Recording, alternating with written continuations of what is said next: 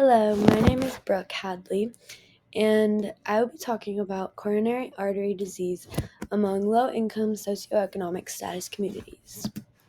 So, a little bit about me. I'm a sophomore at U of A, and I'm studying business right now, intended on marketing. And I have been learning about in this nutrition class. I've been researching the link between coronary artery disease and low socioeconomic status communities, and all of the information presented is from credible sources such as Mayo Clinic and CDC. So, first of all, a little fun fact. So, about 3% of high income residents have heart disease compared to 10% of lower income residents with heart disease. So, this shows the correlation between income and heart disease in general. And then another fact you might not know is that 1 in 8 households in the US experience food insecurity. And this means that they have little to no access to an affordable and nutritious diet. And this is one of the contributing factors to the coronary artery disease among the poorer, less wealthy houses. So the main problem that I'll be talking about is that communities with lower socioeconomic statuses are being affected greatly by coronary artery disease. Why is there such a disparity with socioeconomic status and coronary artery disease, and what are some solutions to bridge the gap? Well, that is what we are going to be talking about today. But before we do, coronary artery disease, if you don't know, is caused by plaque buildup in the walls of the arteries, and the purpose of the arteries is to supply blood to the heart. So the plaque buildup causes the arteries to narrow, which eventually blocks blood flow, and that is called atherosclerosis. And this can over time lead to heart failure and other heart conditions. So the history of coronary artery disease is that it goes back to around 1518 BC. That was the first documented case, and it started with an Egyptian princess. Since then, to this day, heart disease in general remains the leading cause of death in the U.S.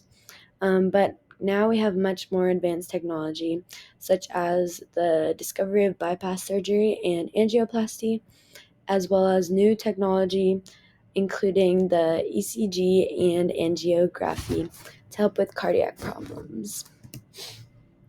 And the definition of low socioeconomic status is individuals with low educational achievement and or low household income. And this can be determined by wealth, occupation, social class, and your level of economic freedom.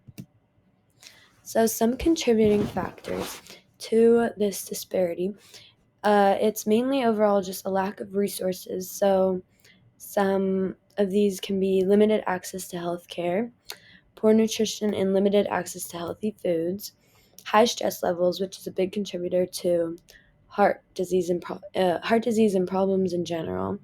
And then there's limited safe and accessible exercise opportunities in these communities because sometimes they might not be safe to go outside and they might not have access to gyms and workout facilities. And they also have higher smoking rates, and smoking is one of the big contributing factors to heart disease. And then finally, one of the other factors is limited access to quality education, and this is not only general education but also physical education and nutrition. So we're talking about some solutions on different levels, and first of all is personal level solutions. So the first one is, this one's not always achievable, but when possible, you can make nutritious food choices with your budget, because an unhealthy diet contributes to bad heart health. So it'd be great if you can buy healthier foods when possible.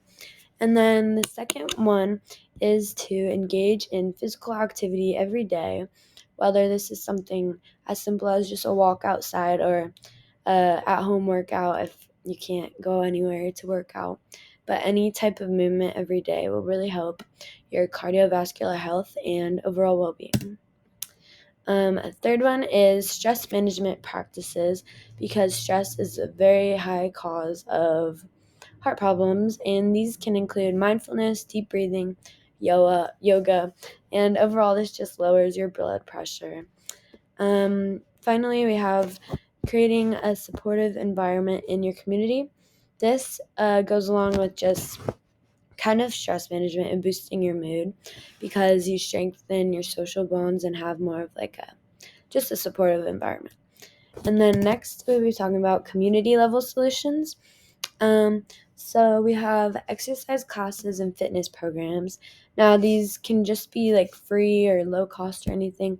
Just even making groups and going on walks together, or dance classes, yoga sessions, just something to incorporate a healthy lifestyle in these people living in these communities. Another one is creating community gardens and farmers markets. This is a good way to increase access to fresh and affordable foods at a lower cost than, say, going to a grocery store or something. And third, we have encouraging regular health screenings uh, by facilitating access to free or at least low cost health clinics to get checked up for any signs of heart disease or coronary artery disease or anything of the sorts. And finally, we have establishing support groups, which can be free. You just get groups together, and these can be or for topics such as people having coronary artery disease or any other disease, to get together and talk about it and support each other, or also smoking addiction and just overall health in general, to get a group that supports each other. And then third, we have our systemic level solutions. First of all, affordable healthcare. Advocating for policies that help make accessible healthcare to anyone, regardless of their socioeconomic status, is really important, because everyone should be able to get the healthcare they need. And second of all, this one is kind of not as achievable for some, maybe, but telehealth access. So expanding the telehealth services to people in rural areas that can't get transportation to a clinic or whatever. But the only limitation to this is you need some sort of technology. So it could work in some cases. But next, we have implementing health education in schools, or just increasing it, because it's important to begin teaching kids healthy habits and physical education from a young age, that they can take these habits with them into the future. And then finally, we have food policy and nutrition programs. So supporting policies that promote access to affordable, healthy foods, such as subsidies and food stamps. So, in conclusion, overall, coronary artery disease has the most effect on communities of low socioeconomic status. There are many reasons for this. They are all mainly regarding poor access to resources such as nutrition, knowledge and education, exercise, things like that. And then we talked about personal level solutions that individuals can make, and then community level solutions and systemic level solutions. Thank you for watching my video, and I hope you enjoyed the presentation and learned about some solutions that are out there that can reduce coronary artery disease among low socioeconomic status communities.